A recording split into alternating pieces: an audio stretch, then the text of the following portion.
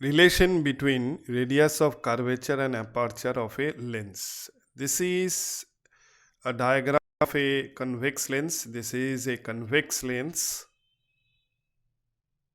This is a convex lens, and we can denote the aperture, the diameter of transmitting area, that is the diameter xy of transmitting area of the convex lens is the aperture of the lens. This straight line xy is the diameter of transmitting area, and that is the aperture of the convex lens. O is the optical center, and now we can denote the principal axis of the convex lens. This is the principal axis of the convex lens. This is the principal axis which is perpendicular to the aperture of the lens. This straight line which is perpendicular to the aperture is the principal axis of the convex lens. Now we can denote two poles of the two refracting surfaces. P1 and P2 are the poles of first and second refracting surface of the convex lens. And C1, this point C1 is the center of curvature. This point C1 is the center of curvature of the convex lens. C1 is the center of curvature of the convex lens of the first refracting surface XP1Y. C1 is a point on the principal axis, that is the center of curvature of first refracting surface XP1Y. Now we can denote the radius of curvature of first refracting surface. Here R1 is the radius of curvature. R1 is the radius of curvature of the first refracting surface XP1Y. XP1Y, and we can denote the thickness. 2t is the thickness of the lens. 2t is the thickness of the lens. Distance between the two P1 and P2 is the thickness. Here 2t is the thickness and t is the half of the thickness. And here diameter of the transmitting area, that is the aperture. Here d is equal to 2r, which is the diameter d. The diameter d is the aperture of the lens.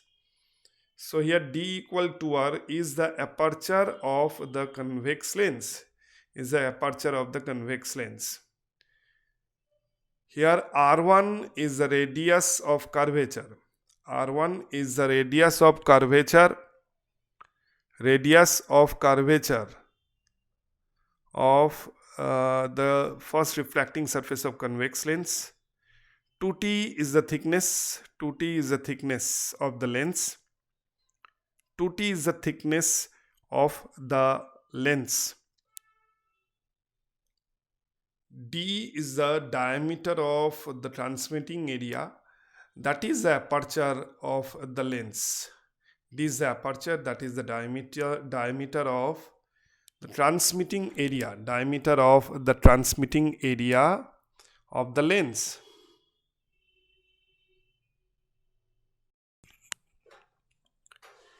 Now the relation between the radius of curvature and aperture of the lens is R1 is equal to r square, small r square divided by 2t. Capital R1 is equal to small r square divided by 2t. That is the relation between radius of curvature R1 and aperture means 2r, aperture of the lens. R1 is equal to small r1 square, small r square divided by 2t, which is the relation between the radius of curvature and aperture of the lens. R1 is the radius of curvature and small r is the radius of transmitting area or half of aperture. Small r is the radius of transmitting area, that is the half of aperture of the lens, and 2t is the thickness of the lens, distance between the two poles P1 P2. Now r1 is equal to r square divided by 2t. That is the relation between the radius of curvature and aperture of the lens. Now we can denote another radius of curvature from the point x. That means xc1 is another radius of curvature. This is another radius of curvature. xc1 is another radius of curvature.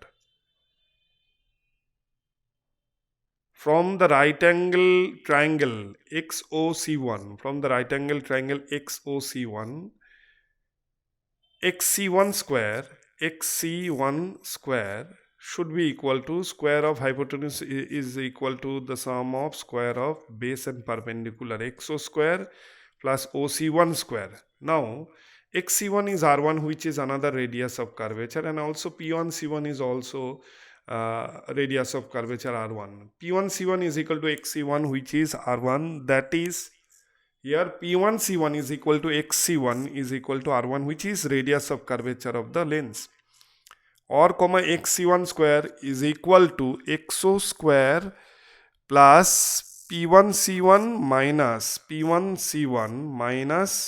OP1 whole square, or comma XC1 square. In place of XC1 we can write the radius of curvature R1, or comma r1 square is equal to small r square bracket r1 minus t whole square. r1 square is equal to r square plus r1 minus t whole square. Here p1 p2 is 2t, which is the thickness of the lens. p1 p2 is equal to 2t, which is thickness of the lens. p1 p2 is equal to 2t, which is the thickness of the lens, or comma r1 square is equal to small r square plus r1 square capital R1 square minus 2 capital R1 t plus t square, or comma r1 square is equal to small r square plus capital R1 square minus 2 r1 t plus 0. For a thin lens, if the lens is thin, that means for a thin lens, thickness is approximately equal to 0. That means t square will be approximately equal to 0, because thickness 2t is very small for a thin lens, or comma 0 is equal to small r square minus 2r1 t. Here we can cancel r1 square and r1 square from left hand side and right hand side, or comma 2r1 t equal r square semicolon. Therefore capital R1 is equal to small r square divided by 2t. Capital R1 is equal to small r square divided by 2t, that is the radius of curvature, that is the radius of curvature of the first refracting surface of the thin convex lens. R1 is equal to r square divided by 2t, which is the radius of curvature of a thin lens in terms of aperture under bracket d equal to r, and thickness of the lens, thickness means 2t. Here R1 is equal to small r square divided by 2t, where capital R1 is the radius of curvature, small r is the radius of transmitting area or half of aperture, 2r is the diameter, that is equivalent to aperture, and we can denote the two poles. P1 is the first pole of first refracting surface, R1 is the radius of curvature, 2t is the thickness. The relation will be R1 is equal to small r square divided by 2t. R1 is equal to r square divided by 2t. That is the relation between the radius of curvature and the aperture of a thin lens.